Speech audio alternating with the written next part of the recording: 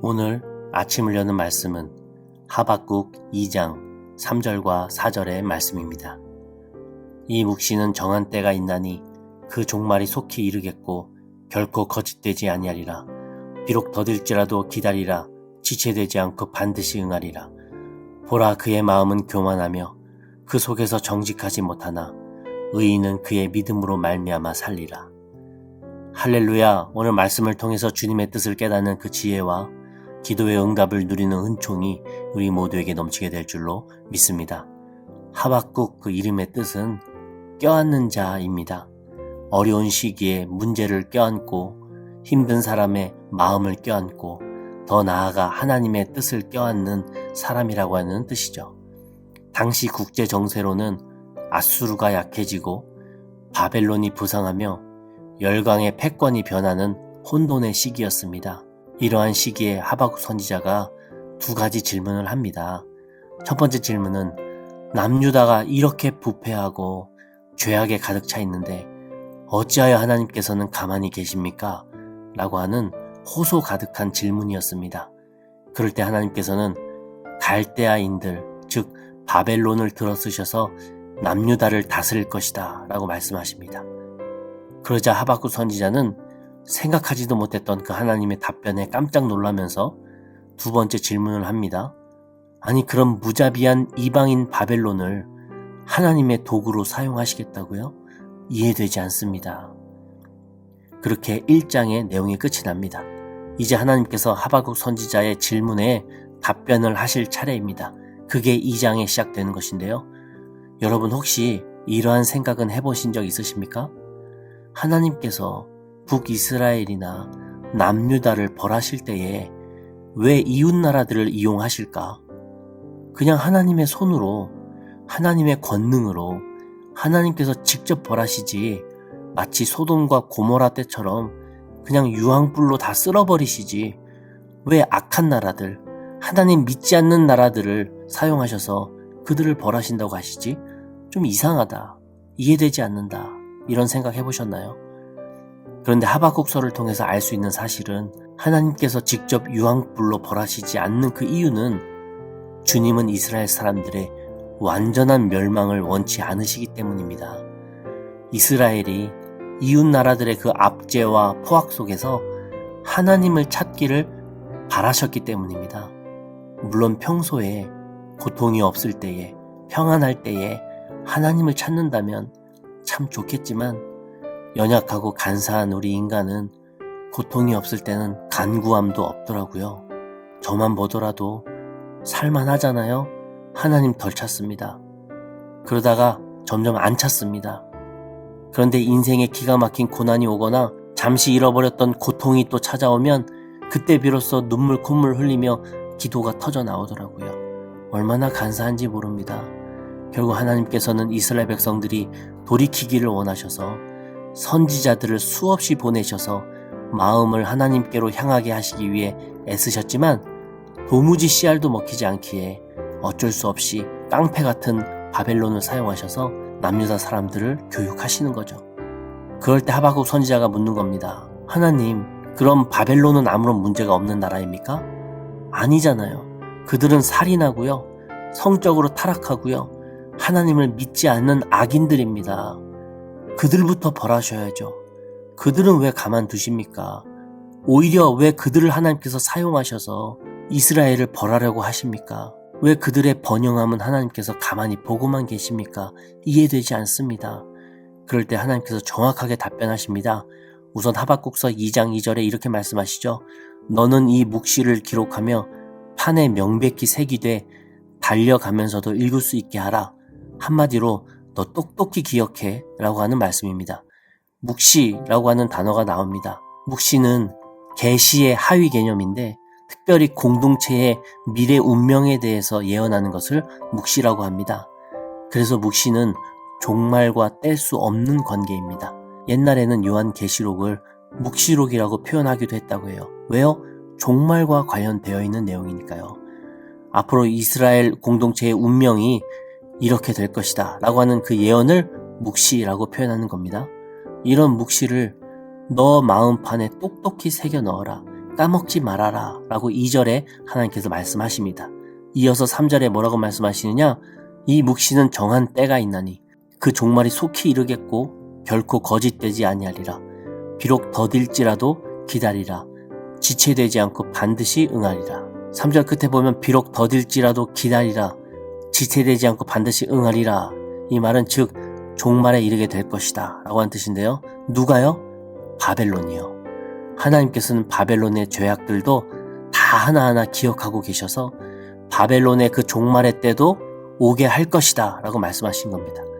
그런데 조금 지체되고 더뎌질 수는 있다. 왜? 하나님께서 그들을 사용하셔야 하니까요.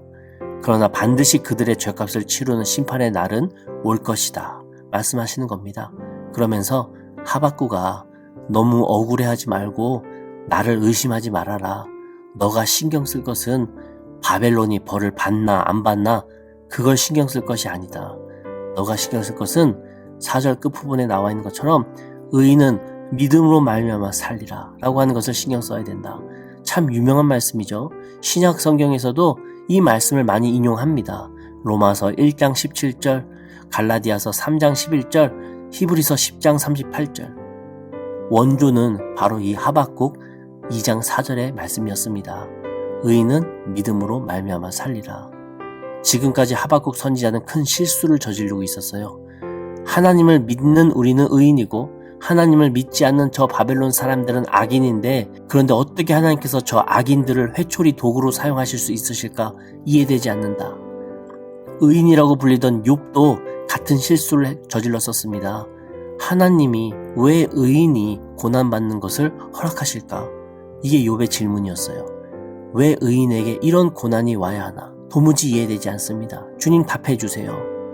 이렇게 욥이나 하박국이나 동일한 질문을 하며 또 동일한 실수를 저지르고 있는 것입니다. 그 실수가 무엇일까요?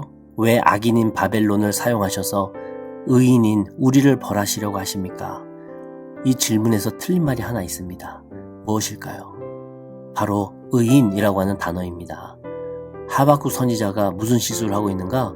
바로 뼛속까지 선민주의에 빠져 있는 겁니다. 우리는 하나님께 택함받은 선한 민족이다. 의로운 민족이다. 솔직히 너희와는 다르다. 이런 특권의식이 본인도 모르게 깔려있다고 하는 것입니다. 그러나 하나님께서는 이렇게 말씀하시죠. 누가 너희를 의인이라고 했느냐? 누가 너희를 선하다고 했느냐? 의인이 어디 있느냐? 말씀하시는 거예요. 너희가 하는 그 모습을 봐라. 너희가 하는 그 생각을 한번 보여줘 봐라. 어떻게 그렇게 뻔뻔하게 우리는 의인이라고 자청할 수 있느냐? 이스라엘 너희가 상황이 안 돼서 못할 뿐이지 너희가 만약 바벨론처럼 강했다면 너희가 하는 그 행실이 바벨론과 똑같거나 더하면 더했지 다르진 않을 것이다. 주님께서 말씀하시는 거예요. 하나님 보실 때에는 바벨론도 악하지만 이스라엘도 별반 다르지 않다고 하는 겁니다.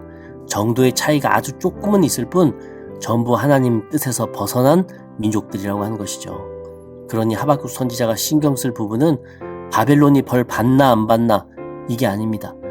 남유다 내 민족 사람들이 빨리 그 특권 의식을 버리고 자신들은 의인이 아니라는 것을 깨닫고 회개하는 것. 나는 죄인이요 악인이라고 하는 것을 인정하고 통회의 눈물로 기도할 수 있는 민족이 될 수 있도록 선포해야 되는 것. 이게 바로 하박국 선지자가 신경 쓸 부분이었습니다. 우리 역시 하박국 선지자처럼 실수할 때가 있어요. 하나님 억울합니다. 왜 안 믿는 저 사람들이 부자가 되죠? 왜 안 믿는 저 사람들이 권력자들이 되죠? 왜 안 믿는 저 사람들이 일이 더 잘 풀리는 것 같죠? 뭔가 억울하고 손해보는 것 같습니다. 이런 생각 해보신 적 없으신가요? 에이, 하나님 믿어봤자 솔직히 의미 없네. 제가 그랬었어요. 그런데 사실 이런 우리의 질문에는 나는 저들보다 좀 더 깨끗한 사람이고 나는 저들보다 좀 더 거룩한 사람이고 나는 저들보다 좀 더 의로운 사람인데 왜 나한테 돌아오는 보상은 저들에 비해서 시원치 않지? 라고 하는 속마음이 깔려있는 겁니다. 근데 하나님 보시기에는 제가 그렇게 의롭지 않다는 거예요. 제가 저들과 별반 다르지 않은 사람이라고 하는 겁니다. 결국 저도 더 갖고 싶고 더 누리고 싶은 욕심에서 나오는 불평이었을 뿐 믿지 않는 부자들, 저 바리새인들과 같은 부자들 부러워하지 말아라 라고 하는 겁니다. 저들은 저들의 인과응보대로 하나님께서 때가 되시면 반드시 하나님이 알아서 치리하실 것이니 너가 신경 쓸 것은, 정작 중요한 것은 누구와 너를 비교하지 말고 나 스스로를 잘 되돌아보면서 나는 혹시 저들보다 의롭다라고 하는 영적인 특권 의식을 갖고 있는 것은 아닌지, 나도 내 욕심 채우기 위해서 하나님이라고 하는 그 신을 우상으로 이용하고 있는 것은 아닌지 돌아볼 수 있어야 된다고 하는 것입니다. 믿음으로 말미암아 산다라는 고백을 한번 잘 생각해 보시면서 내 신앙의 중심에 있는 그 믿음의 근원이 내 욕심과 특권 의식에 잠식되어져 있는 것은 아닌지 잘 체크해 봐야 할 것입니다. 저도 하박국 선지자의 이 실수를 똑같이 했던 사람으로서 참 부끄럽습니다. 은근히 믿지 않는 세상 부자들의 그 형통을 보게 될 때에 부럽고 배 아프고 금수저로 태어난 특권을 비난했었거든요. 근데 그 비난 뒤에는 나는 저들보다 의인이다, 저들보다 정직하다, 저들보다 도덕 윤리적으로 청결하다 라고 하는 의식이 깔려 있었더라고요.